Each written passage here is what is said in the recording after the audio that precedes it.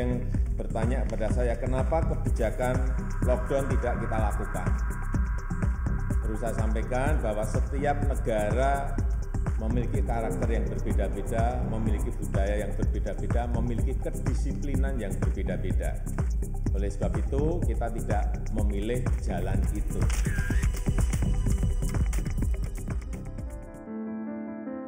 Pada siapa berhubungan, lupa saya, pokoknya rapat mobil istri. Nah, Harjanto kan. Saya ingin kembali menyapa Wali Kota Tegal, Pak Dedi. Pak Dedi, tadi Anda katakan membatasi keluar masuk orang ke wilayah Bapak. Tapi apakah pergerakan warga Kota Tegal sendiri juga otomatis berkurang sekarang atau mereka masih bebas berpindah, Pak? Saya sampai diminta ngingat-ngingat. Baik Mbak Najwa, masyarakat Kota Tegal kita memang menghimbau ya, masyarakat Kota Tegal ini 4 bulan ke depan ini diharapkan di rumah ya, tidak keluar bebas main-main atau keluar-keluar. Akan tetapi kita pun memberikan kebijakan kepada pemilik toko atau rumah makan ya, asalkan mereka tetap melayani dengan sistem online, delivery, maupun ketika datang ke rumah makan, ini boleh pesan tapi tidak boleh makan di tempat makan atau rumah makannya. Jadi sifatnya hanya himbauan, kalau warga tidak mengikuti himbauan, tidak ada sanksi, Pak? Ini kan sifatnya begini, kita memberikan himbauan kepada masyarakat, tentunya agar masyarakat itu peduli dengan rasa sadar, tentunya bahaya virus corona apabila nanti mereka tertular. Makanya melalui lewat medsos, melalui lewat baleho atau melalui surat kabar ini tentunya agar masyarakat ini mengerti dan mau memahami ya, apa arti bahayanya virus corona. Berarti memang tidak ada sanksi, hanya sebatas himbauan, Pak?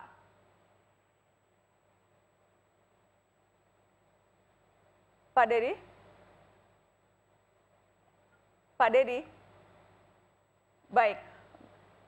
Baik, saya akan cek saluran dengan Kota Tegal. Sebelumnya, teman-teman, saya ingin kita menyimak yang ini adalah rekaman perbincangan dengan juru bicara Satgas Corona di Papua soal kebijakan isolasi wilayah di Papua. Kita dengarkan yang berikut ini.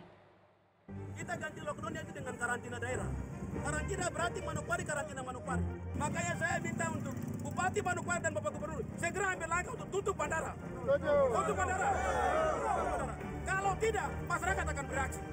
Dengan nanti berakhir tanggal 27, maka bandara besok tutup. Ya. Besok itu penerbangan terakhir mungkin bahwa yang kena virus dibawa pulang, habis itu tutup, tidak ada lagi.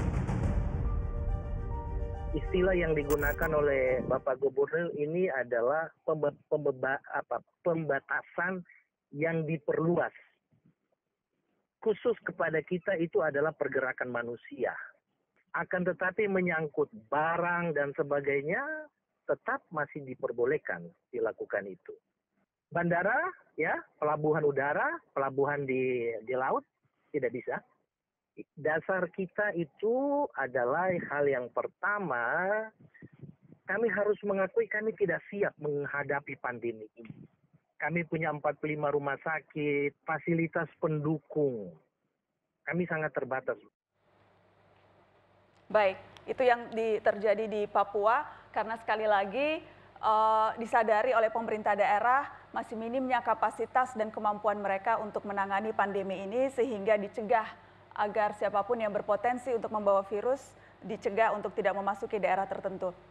Saya ingin kembali ke Wali Kota Tegal, apakah bisa mendengar atau mungkin saya akan ke Bupati Gunung Kidul karena tadi juga sempat terputus. Ibu? Ya, selamat malam. Ya, selamat malam.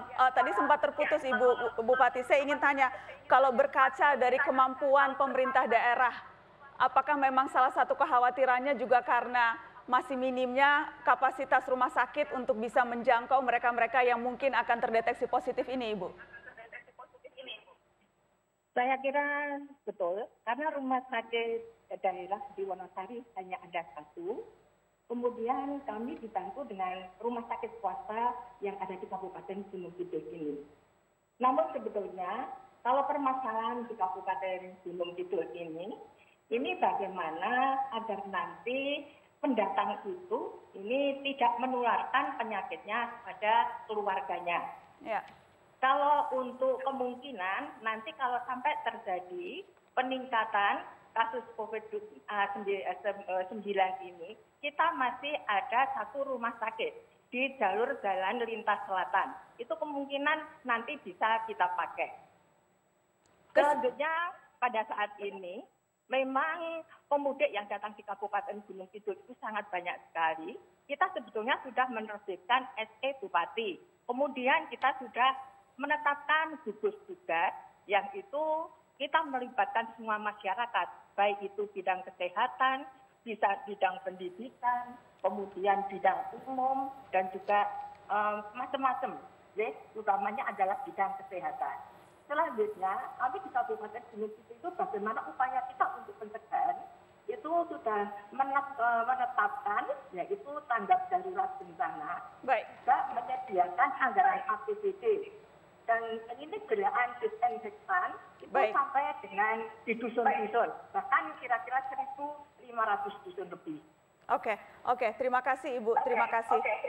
Sambil terus kami berusaha untuk memperbaiki saluran audio ke sana sehingga komunikasinya bisa menjadi lebih clear. Saya ingin menyapa Bang Fajrul dan juga Mas Agus Pambagio yang juga sudah hadir di luar studio. Saya ingin ke Bang Fajrul. Bang Fajrul, ya. Jadi bedanya PSBB, terutama yang kemarin sudah diumumkan oleh Presiden lewat Kepres dan juga lewat PP. Beda signifikannya dengan apa yang sudah kita alami selama 2 minggu ini, kalau misalnya berkaca di Jakarta, itu ada di mana, Bang?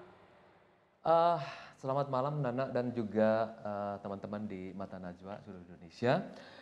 Pak Presiden sebenarnya dalam kemarin, setidaknya sudah menetapkan panduan dalam secara hukum terkait dengan kekarantinaan masyarakat. Jadi dasar hukumnya itu sebenarnya berdasarkan Undang-Undang Nomor 6 Tahun 2018 itu tentang kekarantinaan kesehatan. Lalu kemudian Presiden membuat apa yang kita sebut sebagai untuk penetapan tentang kedaruratan masyarakat, yaitu Kepres nomor 11 tahun 2020, yaitu tentang penetapan kedaruratan kesehatan masyarakat, dikatakan bahwa menetapkan COVID-19 sebagai jenis penyakit yang menimbulkan kedaruratan kesehatan masyarakat. Dan untuk keperluan operasionalnya, lalu kemudian apa yang disebut sebagai respon terhadap kedaulatan itu, lalu pemerintah atau Presiden Joko Widodo memilih pembatasan sosial berskala besar. Ya, dan pertanyaan saya di situ Bang Fajrul, apa bedanya kebijakan ini dengan yang sudah kita alami 2 minggu terakhir? Yang kita alami minggu-minggu terakhir ini adalah beberapa daerah membuat istilah-istilah sendiri terhadap apa yang ingin dikerjakannya. Memang di dalam Undang-Undang 6 2018 memang disebut ada karantina. Seperti judul yang diambil oleh Najwa malam ini. Saatnya karantina. Memang ada darurat kesehatan yaitu karantina rumah sakit, wilayah. Baik, tapi Bang ada Fajrul, juga pertanyaan saya jadi apakah besar. Presiden berarti hanya mengadres perbedaan terminologi? Tidak, Nana. Dia mengambil karena di dalam Undang-Undang Nomor 6 2018 itu disebutkan responnya ada. Jadi respon terhadap kedaulatan kesehatan masyarakat itu apa? Nah, Presiden memilih respon yaitu pembatasan PSBB. Sosial berskala besar. Dan pertanyaan saya Bang, apa bedanya respon itu dalam tindakan konkretnya dengan apa yang sudah kita alami 2 minggu terakhir ini? Adakah pembedanya? Praktis sebenarnya kalau kita baca Nana, di PSBB itu disebutkan bahwa pembatasan sosial adalah pembatasan kegiatan penduduk di suatu wilayah. Wilayahnya apa? Wilayahnya adalah provinsi, kabupaten atau kota. Jadi kalau malam ini kita berbincang dengan Kota Tegal atau Kabupaten Gunung Kidul, maka mereka berhak menetapkan yang namanya pembatasan sosial berskala besar, tetapi atas persetujuan Menteri, Nana. Ya, Bang Fajrul, pertanyaan saya, karena kan di PP disebutkan pembatasan itu paling sedikit meliputi peliburan sekolah dan tempat kerja, pembatasan kegiatan keagamaan, pembatasan kegiatan di tempat atau fasilitas umum. 3 hal itu sudah kita lakukan 2 minggu ini. Apakah ada yang berbeda dengan penetapan ini dengan dikeluarkannya peraturan lewat PP ini, Bang? PP ini memberikan panduan karena ada beberapa tempat mengambil istilah sendiri-sendiri yang sebenarnya juga tidak cocok dengan undang-undang tentang karantina kesehatan. Jadi ini merupakan panduan nasional. Hanya soal terminologi. Bukan. Ini adalah panduan misalnya hukum. Kegiatannya, Bang Fajrul? Maaf, saya belum paham. Kegiatannya apa? Karena detailnya pun tidak ada di PP ini. Kegiatannya apa yang akan berbeda dengan 2 minggu ini? Yang paling penting sebenarnya adalah apapun yang dilakukan sekarang oleh berbagai daerah, kabupaten, kota, atau provinsi, ini dimasukkan ke dalam payung. Begitu saja, Nana. Ada payung hukumnya, begitu saja. Jadi ya, ini hanya soal payung hukum. Aktivitasnya tidak akan ada yang beda, ini hanya payung hukum. Tentu ada beberapa perbedaan. Misalnya begini, tiba-tiba ada satu daerah mengatakan bahwa dia ingin menetapkan kabupaten kotanya misalnya lockdown, misalnya seperti itu. Atau karantina wilayah, tentu tidak cocok dengan apa yang sudah dipilih sebagai konteks kekarantinaan ini. Nah, ternyata kemudian saya sudah mendengarkan dari Kabupaten Tegal, kalau demikian sebenarnya sudah masuk dalam payung hukum, yaitu pembatasan sosial berskala besar. Cuma tinggal memang Kota Tegal atau Kabupaten Gunung Kidul mengajukan saja ada semacam persetujuan kepada menteri. Jadi ini adalah payung hukum untuk semua kegiatan yang sebagian besar sudah dijalankan, Nana. Jadi ada semacam alur berpikir yang jelas. Oke, jadi ini payung hukum supaya semuanya tertib aturan. Tertib aturan. Ini adalah panduan hukum yang diberikan. Panduan hukum, tetapi bukan panduan aktivitas dalam hal yang lebih detail-detail karena itu nanti wewenang masing-masing daerah, begitu? Di sini memang disebutkan sih bahwa pembatasan paling sedikit liburan sekolah. Ya, dan pembatasan kegiatan keagamaan sudah, pembatasan kegiatan di tempat sudah. Nah, yang penting juga diperhatikan adalah di pasal 2, pasal 4-nya adalah mempertimbangkan kebutuhan pendidikan, produktivitas kerja dan ibadah penduduk, dan termasuk juga memperhatikan pemenuhan kebutuhan dasar penduduk. Ini penting. Ya. Nah, jadi jangan sampai misalnya Kota Tegal tiba-tiba nanti melakukan PSBB, pembatasan sosial berskala besar, tapi tidak memperhatikan pemenuhan kebutuhan dasar penduduk. Oke, saya ingin ke Mas Agus Pambagio. Mas Agus, yang jelas semuanya sepakat virus ini harus betul-betul diserbu dari berbagai arah. Betul. Karenanya ketika negara mengeluarkan PSBB, ada harapan strateginya akan lebih komprehensif. Apakah Anda sudah melihat itu terjadi? Belum, karena saya melihatnya ini tidak beda dengan Undang-Undang Nomor 6. Sifatnya menghimbau. Jadi betul tadi Anda katakan bahwa detail pelaksanaan nggak ada. Kita ini sudah hampir 2 bulan terkatung-katung. Jadi publik itu ingin melihat realnya apa nih.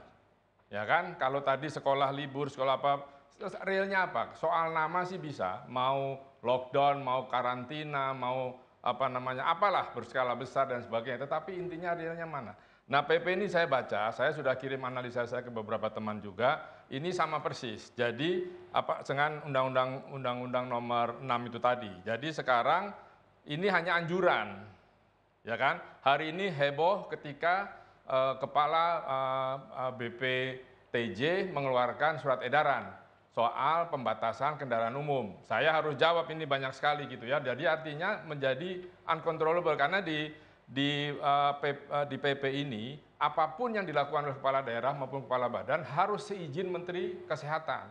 Nah, saya melihat selama ini Menteri Kesehatan tidak pernah lagi muncul.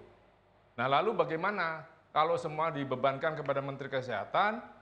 Agak berat ini saya melihatnya. Jadi sebetulnya real kita menunggu, masyarakat menunggu realnya apa yang akan kita dapat, yang akan kita terima untuk mencegah COVID-19 ini merebak.